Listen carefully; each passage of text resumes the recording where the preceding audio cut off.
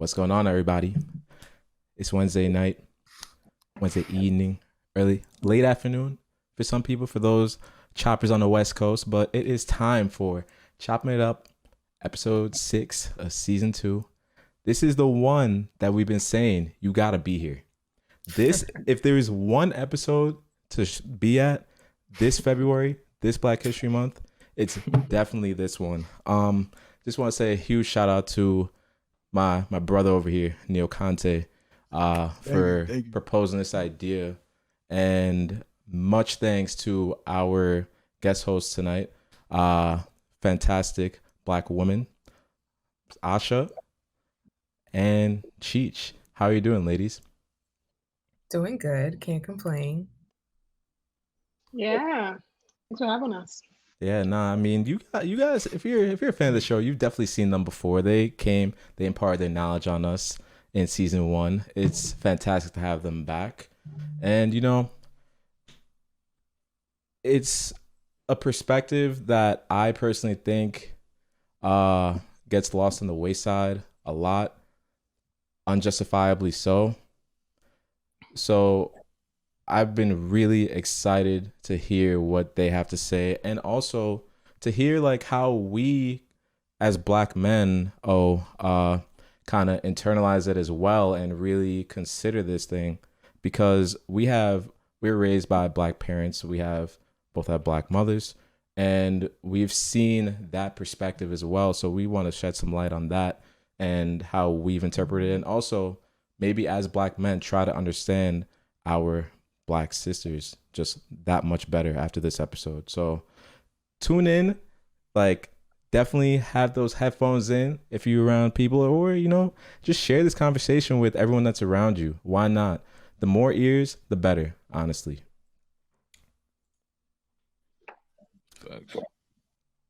So, Cheech and Asha, it's been a while. How about you let us know what you guys have been up to lately? Cheech, how about you? Been working. Ooh.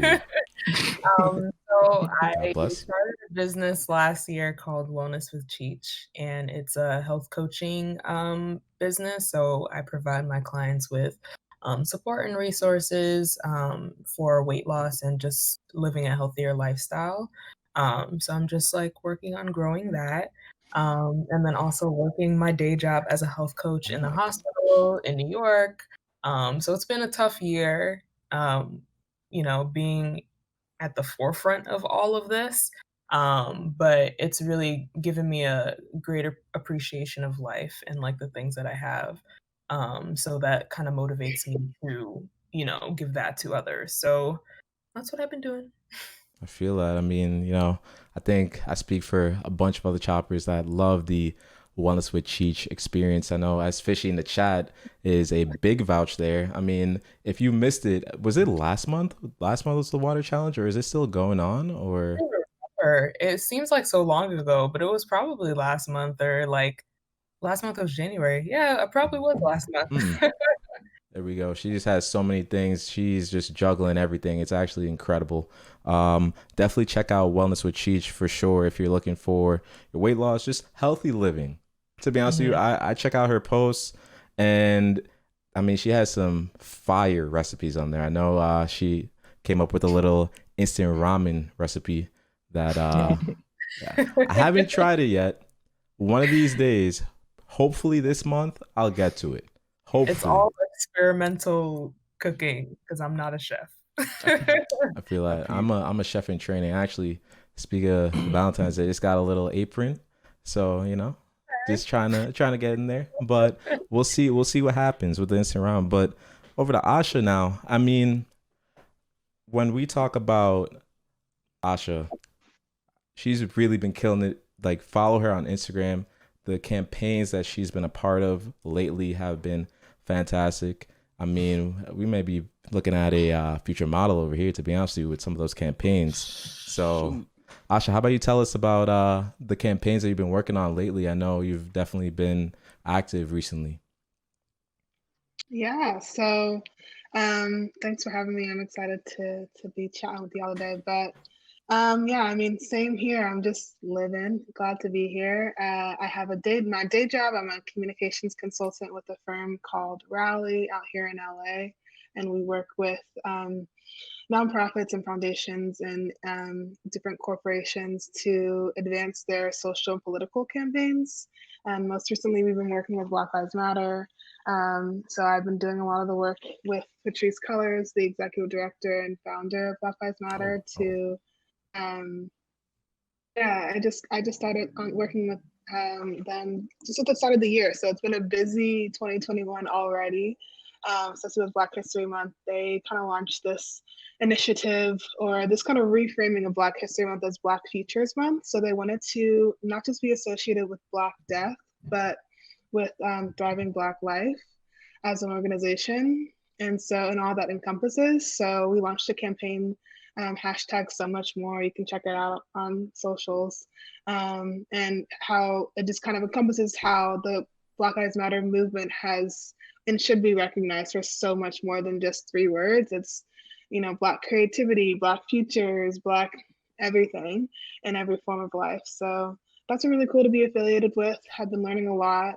And then, yeah, my side hustle, I've been doing some more modeling, which is like kind of an OG passion of mine. And I've gotten to do a little bit more of it here recently. Have been doing some shoots with just different photographers here and helped out a friend recently to promote to take some content to promote her new natural wellness, like skincare and tea line. So that's Amekla Organics. I'll put it in the chat. You guys should check it out. So yeah, been busy, but all good stuff. So See, these, yo, oh, to be honest with you, like, better than us. Like, we're just over here just doing, I don't even know what. They got their day job, they got side hustles, they got this and that. I mean, but their I was gonna perspective, say, like, it's crazy. I was just gonna say, 2021 sounds good to them right now. You know what I'm saying? Like, they thriving right now, bro. But I guess we'll figure it out in due time, bro. Yeah, I mean, she just put in the chat, put me a Black Girl Magic right here. I mean, it really kind of like kicks me back to that Queen Bee. I mean, who run the world? That's really what it seems like right now, because you know, we gotta take up after them. To be honest with you, bro, we gotta work on it. But I Dude. I think the song that we opened with, like right before the show kicked off, like Black is beautiful, Black is gold. I mean, that's really the adage that we're trying to run with today, tomorrow, every day. I mean, we all as human beings are beautiful creatures. We are beautiful creations. But it just seems like one side of that beauty is just a little lost, or it gets lost in the wayside. It's just not as important. And then when you throw the female perspective in as well, it seems to be even more lost. So just want to kind of throw it to Cheech and Asha. As Black women in America, now that we're getting older, we understand a little bit more. Just if you can put it into a few words and then elaborate, what has your experience been? Like, how have you internalized the deal that America has given you, or just how you've been conditioned by your culture? I know it's a little bit loaded, so take it wherever you want, honestly. But I'll leave the floor to you, ladies. Coming in hot. All right. Always. That's how we do it over here. So I guess you said the question is like, what are, in a few words, kind of like describe, I guess, what it means to be a Black woman, or like how society perceives us, or our personal experience. Like, what direction do you want us to go into? I mean, let's just talk about how you've perceived it, like your personal perception. I think that's the best way to start, and then we could kind of tackle how you feel at how others have perceived you and those experiences as well. What it means to be a Black woman to me, strength, a lot of strength, strength in a lot of different aspects. Um, it's very multifaceted. So, like, strength can mean physical strength, mental strength, emotional strength. Um, Beauty and uniqueness is something that I've learned to accept as have gotten older, learned to accept and appreciate. Um, and full of life and creativity. That's like my experience of being a Black woman and trying to like highlight those positives because society has a lot of negatives to label us with. But I'm choosing to kind of describe my perspective in a positive light. Yeah. Um, for me, I think my experience as being a Black woman and what I've learned about the experience of being a Black woman in this country is that it's really just kind of carrying, carrying everyone, carrying this country on our back and not getting the recognition that we deserve. And I see that appear in my, you know, I saw that happen to my mom growing up, my grandmother, my aunts, and just like carrying our family, carrying forward our family legacy, doing the work around the home, and also expected to provide. So I think it's really, and then of course in our political climate we're seeing now, um, Stacey Abrams alone, as with a bunch of Black women organizers in Georgia, flipped the Senate. And so I think we're seeing now that now Black women are starting to get the recognition that we deserved and that we have deserved for since the beginning of time. But um, that's how I would summarize the Black woman experience. Um, but more than anything, yeah, I would echo what Cheech was saying. Just strength and just love. I feel like Black women are some of the just most caring and nurturing and maternal people. And so that's how I've come to kind of find, find in my identity. That's how I come to think of like the Black woman experience on all of those things. Yeah, I mean, I feel like that's just incredibly reassuring, and I love the way how both of you went about it because I think sometimes there's just like some weird unwritten stigma that's attached, and I just think about my mom, and it's kind of like my mom is the strongest woman that I know, and she's taught me everything, and the fact that she's put in a category by a lot of society and is labeled as probably not, to some maybe not being as worth it as some other members of society, but just the strength to have that and then just not stop. You just keep pushing the envelope, you just keep going. So I think I think the way how you guys at least internalize it is exceptional. And just to piggyback off of that, I mean, when you think of a Black woman, you think of not only is she Black, right? Obviously, which causes a disadvantage, but she's a woman, so she's like several steps back. And speaking of the upbringing that I had with my brother, my mom was the strongest person. She may be the strongest person I've ever met in my life, and I was surrounded by powerful Black women as a kid. So I can only be grateful and thankful and inspired by how hard they work and how they persevere through the tough times, and they might not be as appreciated as they should be in certain instances, but like I said in the episode before this, I think Black women are the pillar of uh Black households, The Rock. and I live by that, and I believe that, and I think that there should be more appreciation paid towards them, and more admiration, and I think we'll talk about this later, obviously with Kamala Harris, but it's amazing to see these powerful Black women in the positions that they're in now. It's inspiring, it's uplifting, and I hope we see a lot more and a lot more recognition, across all fields of life, all fields of work and employment.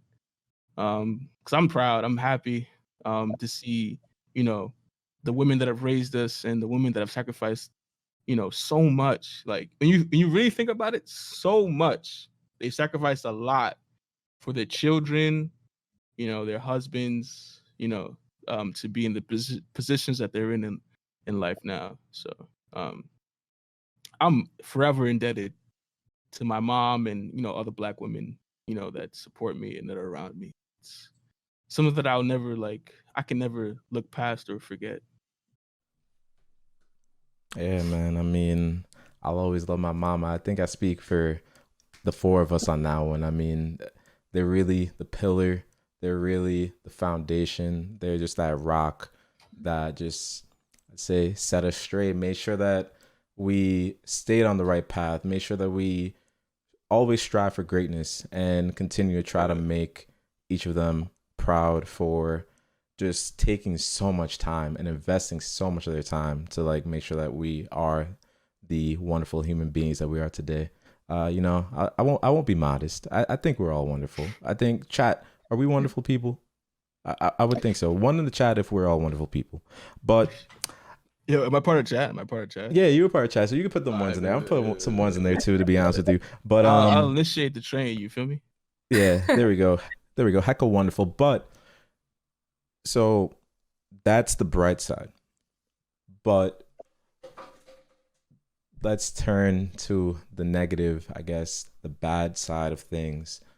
And that stigma, that negative energy that arises when a lot of people think of Black women. How do you cope with that? How do you address that? And have you had any experiences with those people?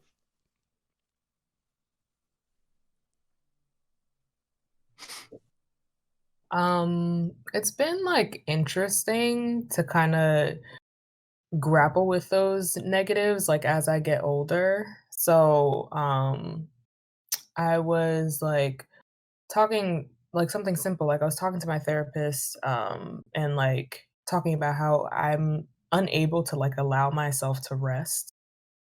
Because I think I just have to keep on chugging along. I have to do 10 times more than the other person just to be noticed, not even to be appreciated, just to be noticed.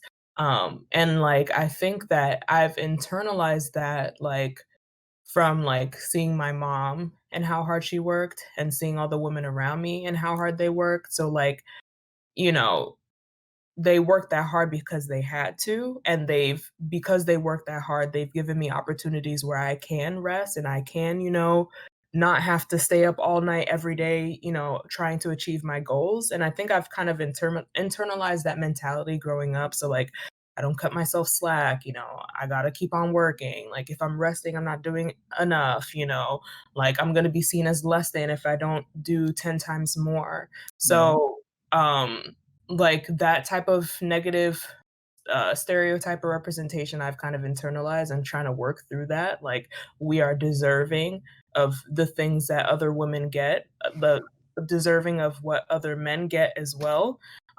Like we can say, okay, we can take a break and be okay with that and not feel like we're less than. So that one particular like negative kind of resonates with me because I'm like struggling to unlearn that mentality and to relearn that I'm deserving of, those things that weren't, a privilege for the women before me. Yeah. I think something else that when it comes to unlearning that comes up for me in terms of like kind of the negatives, it really has been through just like my self-love journey. So, and just self-care. And so just learning the parts of myself, whether that be, certain features that aren't like stereotypically or broadly depicted as like mainstream beauty standards, or just like different aspects of my Blackness, and coming to love that about myself, just in a world where that's not always widely appreciated, and that's not like the norm. And so, especially for me, it was, I kind of was like not a late bloomer, because I think we're all on our like own journeys in life, but like growing up, I was surrounded by predominantly in white peers. Like I went to school with mostly white peers, and so I just recently, or not just recently, it was like 3 years ago now, but I cut off all my hair, and it was like everyone talks about like the experience it is when like Black women like cut off their hair. And I think for me, it represented so much more than just hair. It was like kind of like cutting away like all of society's like normalized beauty standards that have been pushed down on me, and that I had been slowly starting to internalize and like value myself less and like think of myself as less beautiful because of them. And so for me, since then, like really since like 3 years ago is when I can kind of like pinpoint like when my self-love journey began. And that's kind of like my act of resistance in a way, is accepting and loving those parts of myself so that not everyone does, because I have to, because who else is going to? No one's going to do it for me, Amen to that. Yeah, Sure. I echo that as well. And I think like there's levels to being a woman, right? And then there's levels to being a Black woman too. And growing up in a society as a dark-skinned Black woman is a harder plight because, we have, as Black women, we have certain features that differentiate us from our peers who are white, who are Spanish, etc. And then also, like I think back to like when I was young, and like people would just like hate me or like not talk to me or judge me just because of my dark skin.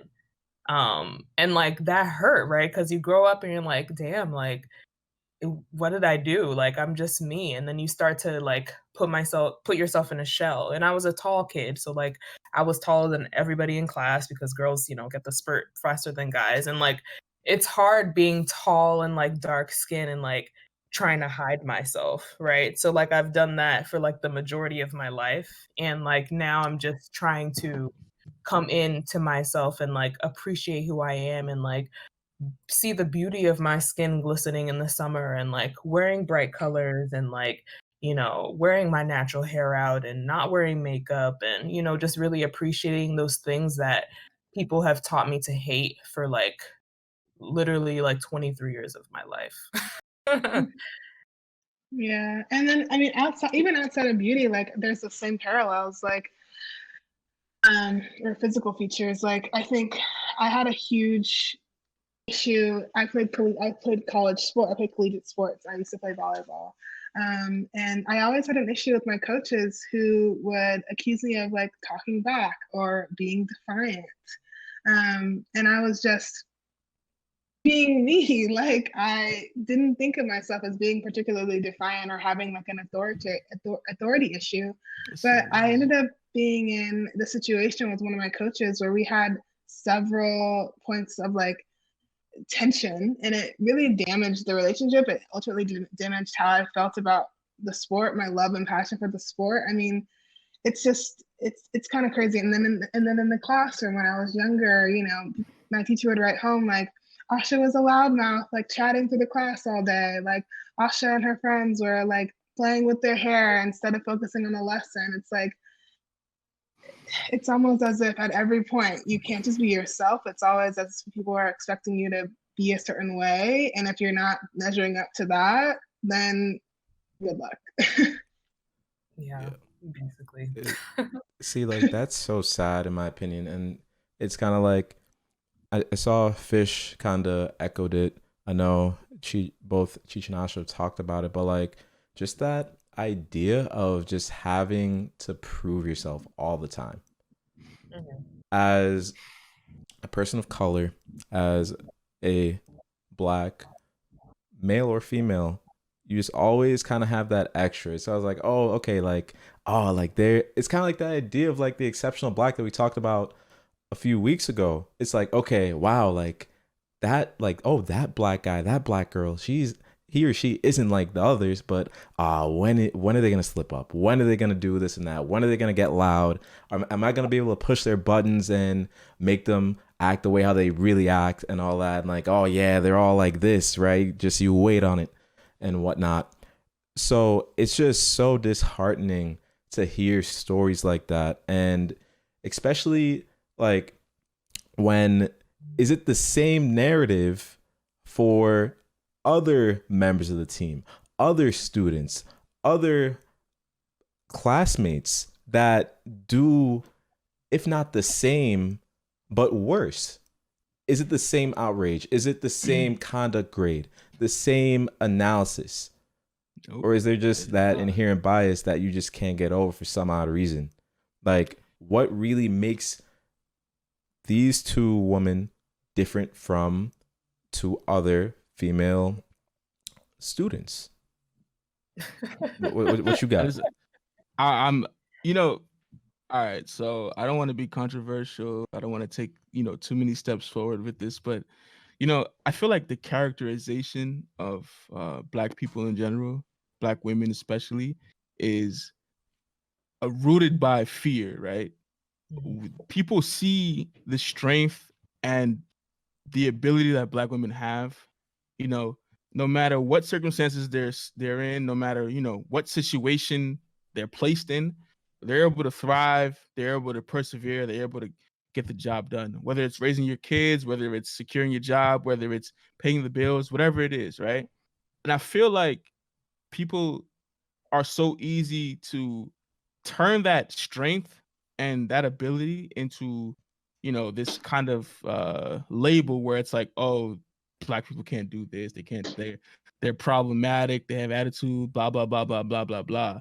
And I just look at it as fear. I just feel like people are afraid of how strong and how resilient, how powerful Black people are. I might be jumping the fence on this, but that's just how I feel. And that's why I raised my hand, because it's just like hearing what you guys are talking about is just like crazy to me. Because it's like, are you serious? Like, how can you characterize like such positive traits the way you characterize them? Like it's for lack of a better word, it's embarrassing. It's crazy. Yeah, That's it's all. like That's all I had to say. it's traits that would be praised if they were seen in a white man or in a Black man, would be detrimental to our success and our progress as Black women.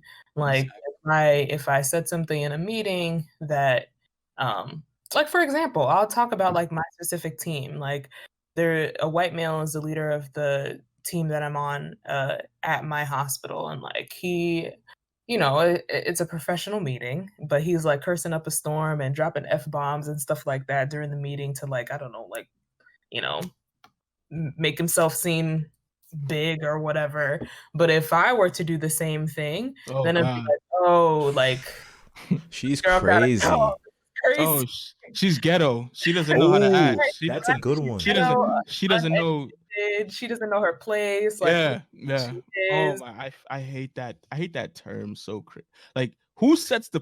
I'm sorry, Gigi. Who sets the place? Who sets your place? That is just. Oh man, that gets me so upset. Like, who sets this place for us to know what place? Like, what are you talking about? What are you saying? Like, what are you talking about? Like, that is the dumbest like phrase. She doesn't know her place. What place does she have, fam? What place Right. does she have? Like, what are you talking about, cuz? Like, Right. I get riled up with things like that. I'm gonna just let you continue. I'm bad. What they mean by that is like, you really don't have a place. We're letting you be here, but they don't really see you as having earned the place. It's just like a kind of quota seat that you're filling. If any of you guys have seen the Nick Young meme where he's confused, that's me right now. Like, what are you talking about? Like, Yeah, people in these spaces think that they're doing us a favor. It's like, oh, we Yeah. brought her on the team, like, let's give her an opportunity and let's see how we can crazy. cultivate her and grow her into a product that we made. Like, I can also speak specifically in my workspace. Like, if me or my other a Black woman colleague were to present an idea, they'd be like, "Oh yeah, that's great," and then kind of like switch it and present it as their own idea, as if they came up with it, and it happens over and over and over again. And then like it makes you, it's like, where do you draw the line? Like, do you continue to speak out and give these ideas not being appreciated or being like unseen? Or do you speak up and then you have another stereotype, oh, this person's always defensive, or this person is always trying to combat this opinion. And it's like, isn't that what we're supposed to do in these brainstorming things? Like, are we not supposed to present ideas and counter certain ideas and, you know, feel as though like if I speak up, I'll be seen as Chidima and not like, oh, you know, somebody said this, or like, I heard this from somewhere, let's use that idea, knowing full and well that I gave you that idea, but we're just going to disregard the fact that I'm even a member on this team. So it happens on a regular basis, and it's like a constant like mind game. It's like, okay, what do I do in this situation? Do I have enough capital to like speak up right now? Like, Yeah. halfway my job is like, okay, do I have enough money in my savings to say this right now? Like, if I get fired. So it's like, it's really hard. And like, I always think like, it's probably why at the end of the day you're so exhausted, because your mind is doing like, you know, going through certain Backflips. scenarios and like doing all these calculations just for like a simple interaction, and you do that all day. Like, that's exhausting. Yeah, and that actually ties really well into like the statistic that I always pull out, because I think it's so illustrative of just like the Black experience in general. And this wasn't specific to gender, but there's this stat that I either read or saw in a documentary somewhere that said that being Black in America is like the equivalent to smoking a pack of cigarettes every day. Like there's a study on the physiological and psychological impacts of being Black in America. And that's the impact on your body, on your health, on your mind. Like, it's equivalent of smoking a pack of cigarettes a day. And we all know what those smokers' lungs look like. Like, it's just crazy. That's so damning, honestly. That's crazy, bro. I'm Like, sorry. That's like, actually, but I mean, I can't really argue against that, because that's a very powerful statement. Think about how you see all these no smoking and like trying to curb smoking and whatnot, and that is literally equivalent, or can be equated to, the experience of Black people in this country. That is just, and like, as a Black man, that's absolutely incredible. And there definitely are a lot of times where that feels and seems applicable. But as a Black woman, and just hearing the stories that you guys throw in there, it's kind of like there's already the glass ceiling. And like, I can't think of the term. Like, is it like a double glass ceiling? Is it like a super reinforced glass ceiling? Like how do you like feel empowered? How do you feel like, yeah, I really am a member of the team? Especially when you're working with some executives or some higher ups that think, oh, you know, I'm just this and that. Oh yeah, like, you know what, you're blessed to be in this spot. Like, so Cheech, when you're in that spot where he's just doing this and whatever, just acting, for lack of a better word, a little loony, little loco or something like that. cool, bro. Like what do you do in order to feel like, hey, you know what I'm saying here actually matters, and you know what, I'm gonna let you know it. I think that for me, I mean, I'm a generally just shy person in general. So I'm not very like outwardly like, oh, I'm about to tell you about yourself, unless like you really do something crazy that I need to speak up. Because there's a lot of pressure of being the only Black woman and having to, like, if something crazy gets said, it's like, oh shoot, it's my duty to speak up about this. And you know, like, that's exhausting, one. But I think like to validate my feelings and validate my worth and stuff like that, I think I found that through other avenues of creativity. So being able to show my worth and expertise and talent through other spaces. So that's why I started Wellness with Cheech. I think that representation in general kind of like gives that extra motivation to say like, hey, like maybe this is not my battle in this space to fight, but I'm not gonna let them drain the talent or drain the strength or drain, the positive things that I have about myself. I'm gonna utilize those positive things and put them in a space where not only does it fill my cup at the end of the day, I'm able to also be a representation for other Black women as well. So that's something that I do for myself. Like I know I'm never going to be in a space like in these big corporations and like make a change. I don't Never know. say never. Never say never. I mean, yeah, I said I was going to say I don't know if that's my calling, so maybe I shouldn't say never, but like that's not what I want my purpose to be. Like I don't want to continue to fight battles, and like that's exhausting. Like the people who paved the way for us gave up a lot, and I guess it's a selfish thought for me. And I mean, selfishness is not necessarily a negative thing, especially when it's fueling yourself. But like, I don't want to take up that fight in this space where I know it's not going to be recognized. I'm going to find a different avenue to take up that fight, which is providing representation in healthcare and, being able to help women of color fight through health barriers that are put on by our society and by our systems, right? So I'm using that space as a way to fight that battle, not necessarily fighting the one specific battle with a higher up or a manager or whatever. So that's kind of how I fill my cup, so to speak. Yeah. I would say, going back to Cheech's point, I mean, it can be really exhausting to raise all the stuff that is said inside the walls of your office that's problematic or racially insensitive or flat out racist. And so you kind of have to pick and choose your battles, that's for sure. I mean, otherwise you'd be just so drained at the end of every day, every week.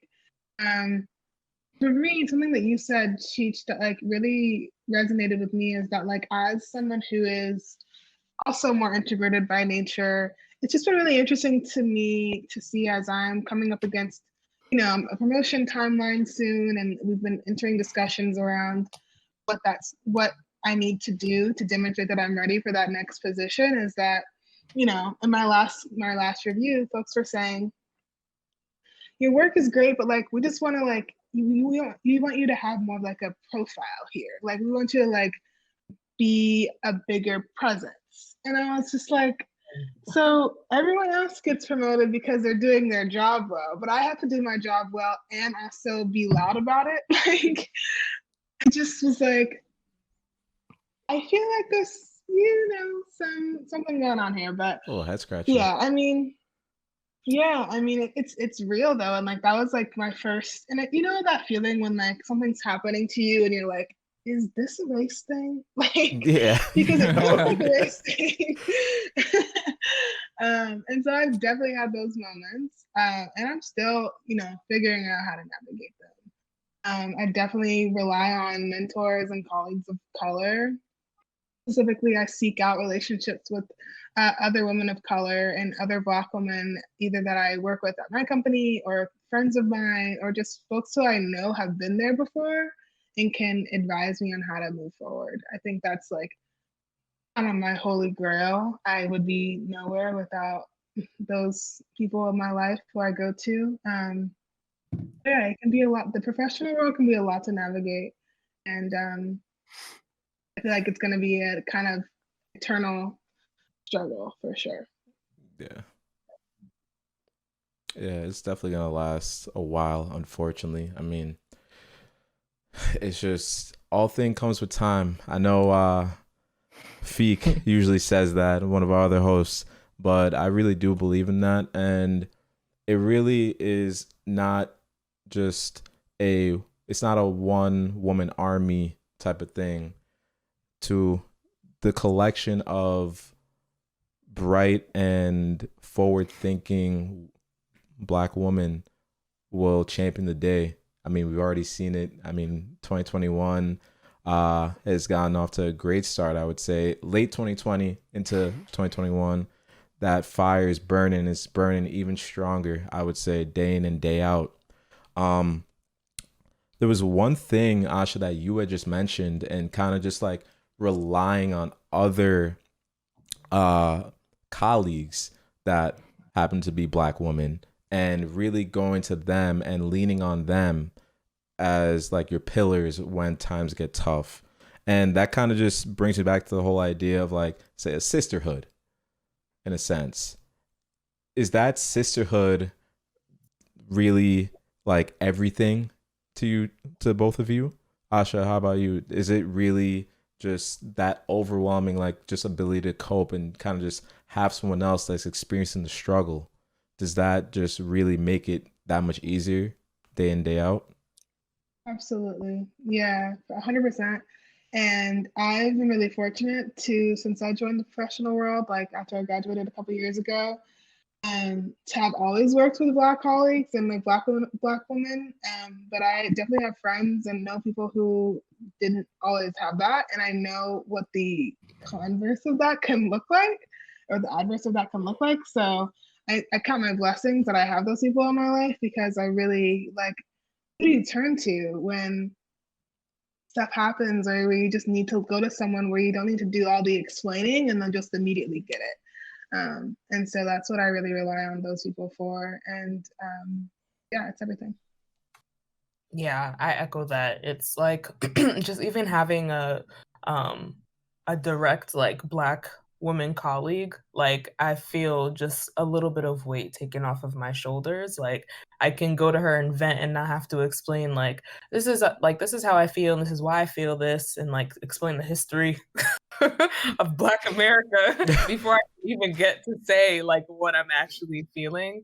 It helps me get through um each day and like know that the things that I'm experiencing now like are not like I'm not crazy, right? It reassures you that you're not like blowing things out of proportion, as they would say, or like, you know, you're doing too much. It's like, no, you're doing okay. And like hearing stories of other women, and I think growing up, we're very fortunate to be in a space where social media exists, and like the sense of connectivity is so much easier these days as they were before.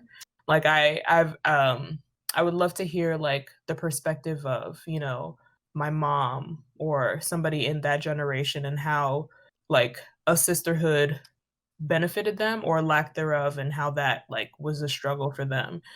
Because I don't like being able to go on my phone and like just scroll through my timeline and see all these women doing great things. It's like, okay, cool, like we still got it, like I can do this. Like it just gives you it's like an affirmation of like, okay, what I'm doing is working, what I'm doing is right. I'm not, you know, I'm not all these negative things that society likes to portray me as. Like we got this. So that sisterhood is definitely something that's beneficial. Mhm. I mean, see, the thing that I kind of think of, I might be stretching this a little bit, but I feel like it's always great to have like that person that can really kind of get you, because like you can really go to someone and then you tell them like what happened today, like, oh damn, like, you know, this and that happened, like this person really said this thing and I really felt like he was really like it was a little bit of a race thing and whatnot, and then someone be like, oh damn, yo, like damn, that's crazy. But like that's crazy, it's kind of like damn, like wow, bro, wow. As when you can like have someone who like you really kind of say like one thing is like, I hear you and I feel you, and you know this is how we try to get through this, like I will help you through this, we're in this hand in hand. So I figured that sisterhood would definitely like hold its weight in gold, to be honest with you. So I just want to know exactly how that like ties in. Is there ever like anything that you find negative with the sisterhood? Like, is there ever like any aspects where like, I wish we could be a little more unified on this or something like that? Or is it just mainly a completely positive thing? I would say two things on this. Oh, First, I think I've had to learn that all skin folk ain't kinfolk. There's definitely been times where I've come against, you know, either it's another student when I was back in college that I saw in a class, I was like, oh, cool, like we could be buddy buddy, or like a colleague who I'm just like approaching like an understanding that like we're in this together. And there's certain people, and it's not just exclusive to Black women, it's Black men too, that like to be the only one in the room. But like look at it as a competition, like want to outshine you. And that's not my approach at all.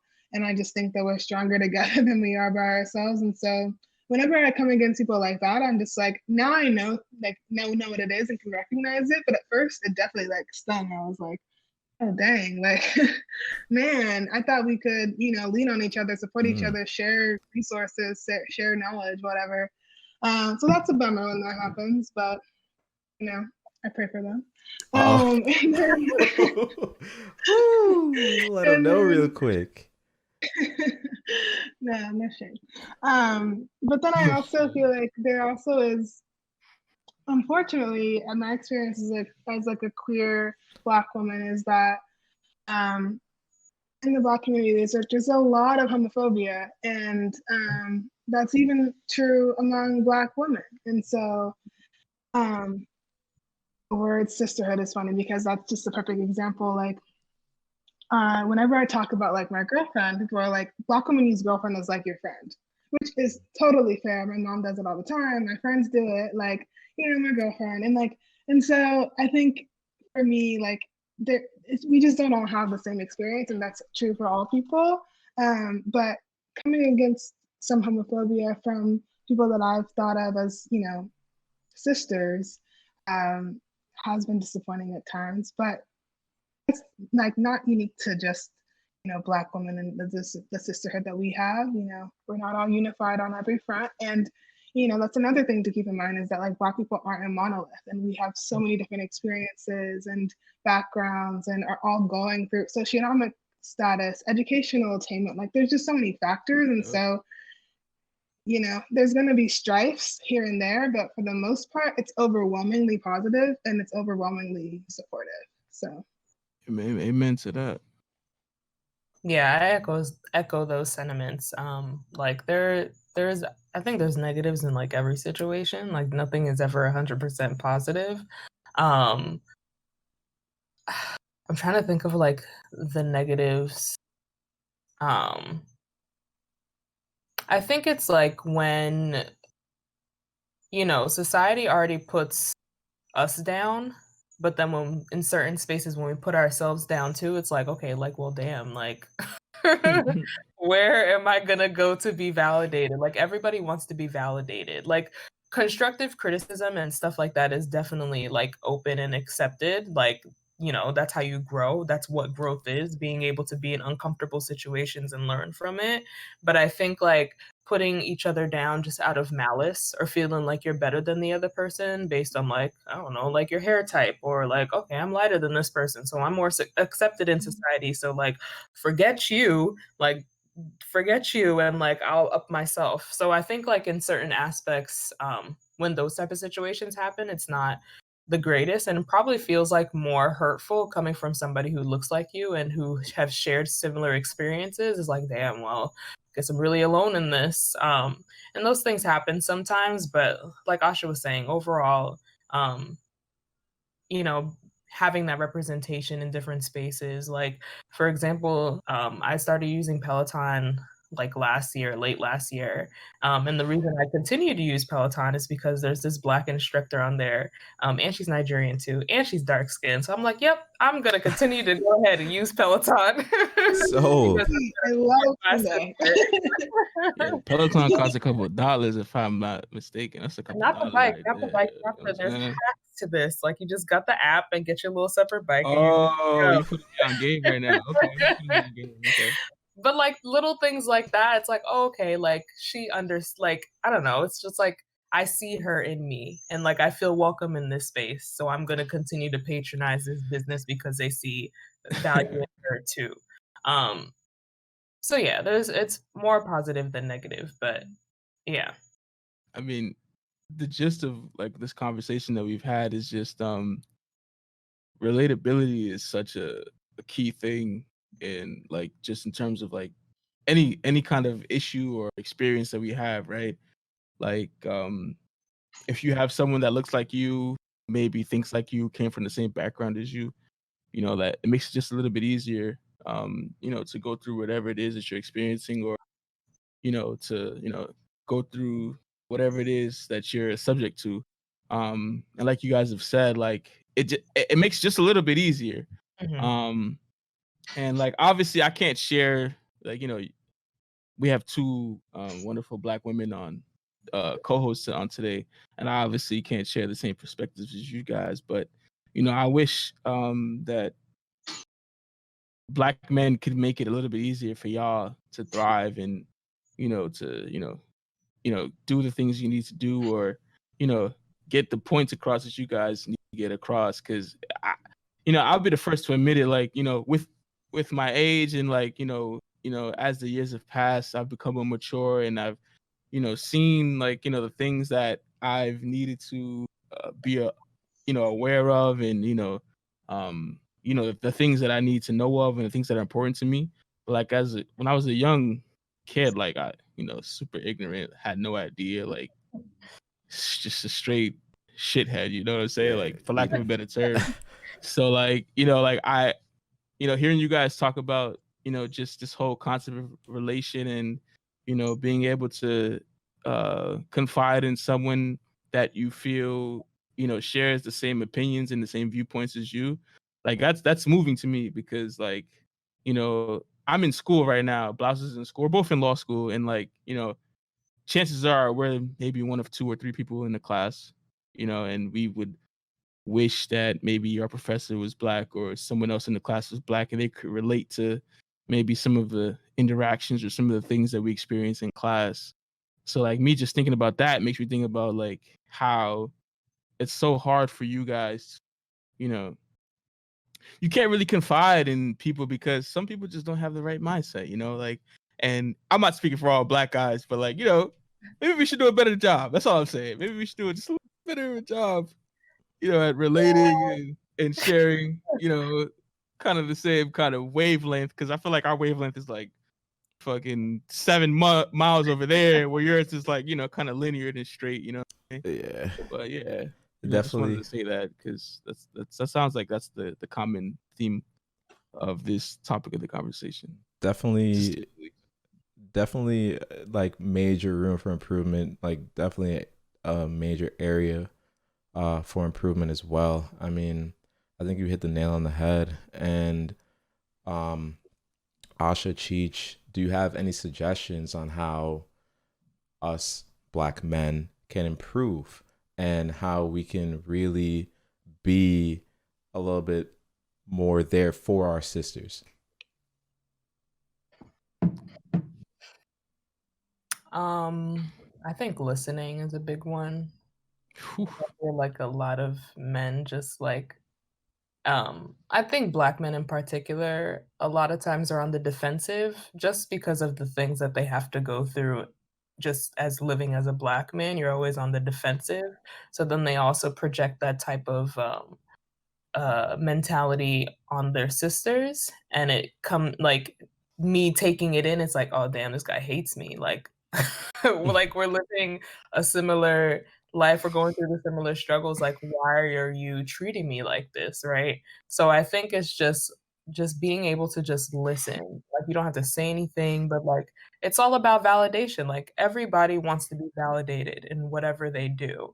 And like when, we express our struggle and guys are just like, oh, you guys, it's all in your head, or like, y'all are doing too much, or it's not even like that. It's like all of that is invalidating, invalidating, invalidating. So it's like, okay, the trust is gone.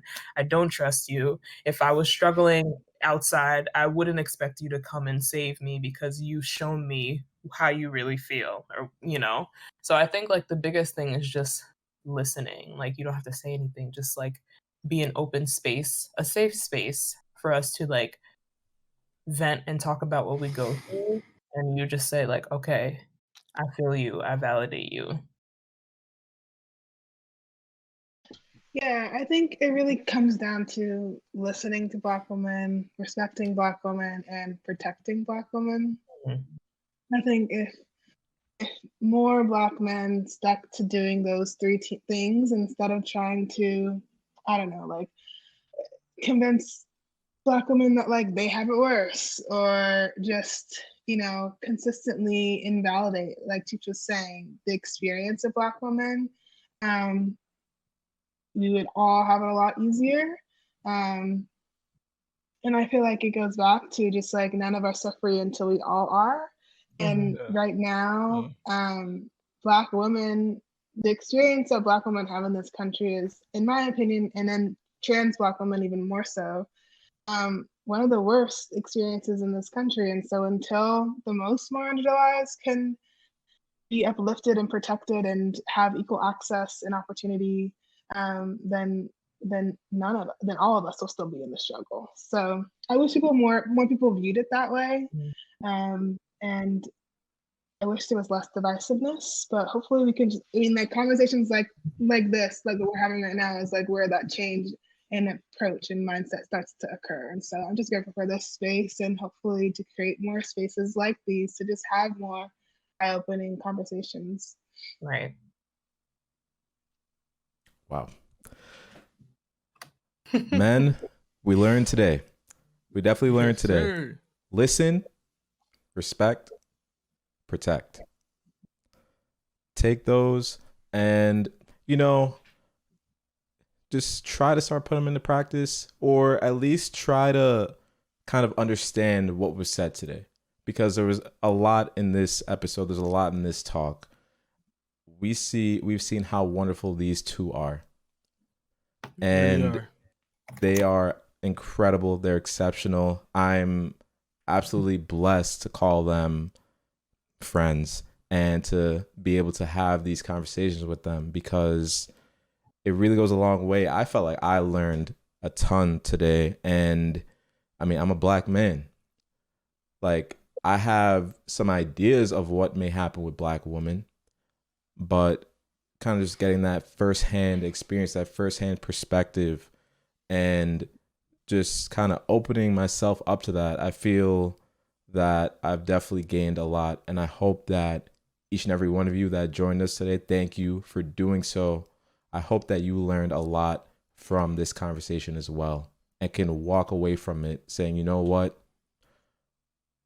Let me do a little bit of thinking. If you think for like just 2 minutes about something that was said, something that like kind of struck home with you in this conversation tonight, then I think we done a pretty good job. I just have to make a confession. I gotta make a confession. I'm sorry. It's all you. I gotta make a confession real quick. So, you know, obviously me and Blouses are like hosts for like a lot of episodes. So when we thought about this topic, I was a little hesitant because I really didn't know how much contributions we'd be able to make to this kind of topic. But like, you know, once we figured out like who we would have on the episode, I was like, all right, cool. So like, we should be good, because, you know, Cheech and Asha have been on episodes before, and the vibes were good, and, you know, like they made it easy for us to, you know, like contribute and, you know, share our opinions and talk about such topics. And like this topic right here, like I feel like I just want to shout you guys out for just you know, making it such an easy topic for me and Paul Blouses to be able to like relate and share like our opinions, because like this is an easy thing to talk about, obviously. And thank you guys for just letting us share our opinions and, you know, like, you know, how we feel about this kind of stuff, because this is not like just a normal conversation you just have with just people, you know. Like, shout out to you guys for being open and welcoming to us, and you know, receptive to our opinions. Shout out to y'all for cultivating this space, because if this space didn't exist, we would not be having this conversation right now. So being able to come into this space and like know that like what I say will not like be taken the wrong way, or like there'll be a level of understanding. Like you may not know truly like what we go through as Black women, but like you're here to listen, and you're here to reflect, and you're here to kind of take those things and like, you know, create change in yourself and also promote that change in others, because we're not just talking to ourselves, like there's a whole chat room going on too. So being able to just like have that space to share, not only amongst ourselves, but like having flies on the wall as well, I think is great too. Thank you. 1,000%. Yeah, no, that's one good time to have some flies. I like that. I actually really like that. Also like I agree with you Soft Shavs. I think it was an incredible episode. I also like that piece of advice that Slim DeWitt put in there. Stop, Yes, sir. think, then act. Take time to soak it in. Don't just be reactionary. I really like that, and I think it really is a good adage to follow, especially with this topic, because you may think, and I know we kind of talked about this, like you may think that things are going like poorly for you and whatnot, but we're all going through stuff. It's not like we're all down bad sometimes. So just remember, don't put someone else down because of something that happens to you. Respect others. Respect Black women. Black is beautiful. Black is gold. Live by those words. And yeah, Black is goals. Black is goals. There you Black go. is goals all the time. It really is. It's beautiful, beautiful, beautiful. But everybody, just want to give you a little insight as to what we're discussing. I mean, if you have referenced your Chopping It Up February calendar, you know that we'll be discussing the COVID-19 vaccine next week. I mean, it's starting to ramp up the numbers. We're starting to get a couple more. So, I mean, hey, the time for you to make the choice on getting the vaccine may be coming sooner than you think. So definitely tune in. We're going to talk about some misconceptions. We're going to talk about, is it the best choice to get the vaccine? Should we kind of wait and see what's going on? Or should we not get it at all? So definitely tune in for a little bit of knowledge on that. We're going to have some science buffs in there. People that are way smarter on that topic than me to discuss. So feel free to bring your questions, bring your concerns. We will try our best to address them. And as always, I mean, why not spend your Wednesday night chopping up with us? I mean, come on now. Y'all think it's something better to do? No. On a Wednesday? On a Wednesday, guys? Nah. Yeah, especially on a Wednesday. What's going on Wednesdays, bro? Yeah, like who's turning up on a Wednesday? This is the spot to be. Exactly, 100%, Asha. That's what we love to hear. And hey, he said, "Hey," I said, no. I want to know, like, my bad, yo, blouses. What you got? Yo, what's up with that? What's up with that? The upcoming book, the read along thing. What's going on with that? Oh, bro? the read along. That's actually a great. Yes, it's great that you just mentioned that. To be honest with you, yes, sir. We're still looking for some suggestions. I mean, we could throw some of them up. I'm just gonna throw some of them out there right now. We're looking at some Ta-Nehisi Coates books. I know the law buff in Conte. He's talking about Just Mercy. A bunch of you Brian probably seen the Stevenson. movie. Yes, sir. So feel free. We will put polls up on Instagram, on our socials, to kind of gauge what book you guys are interested in. We'll probably end up reading it into March. Or it might even start in March. Who knows, to be honest with you. But I mean, hey, we get a little bit more Black history, Black culture in a whole nother month. We're not just gonna have the shortest month this year, everybody. It's gonna go into March. Not today. Not this year, yo. Scratch that, please. Not this year. So definitely hit our lines, hit our socials, slide in the DMs. Let us know what you guys are trying to read. We will actually get the book. You guys can go to the library, whatever. And join us along in, enjoying some fine literature. I don't think I do that enough, to be honest with you. Yeah, me neither. I think we read a lot, bro. We read enough. Yeah, but like the reading we do is like, I don't know. That's not the reading that we want to do. But we got. Yeah, yeah. Like I'm trying to read something else, but yeah. I mean, that's been it for us. I mean, Black Girl Magic. I think this was a fantastic episode. Thank you very much, ladies, for dropping bombs the whole night. The whole night. Like, I got a whole bunch of one-liners from this. I got a whole bunch of just like mic drops I could take from this, and I have more perspective. So, like to thank you, and Choppers, like to thank you as well for joining us. It's been fantastic. Thank you for spending your Wednesday night with us. We will see you all next week. Good night. Thank you, Bye. guys. Shout out to y'all for the support, continued support.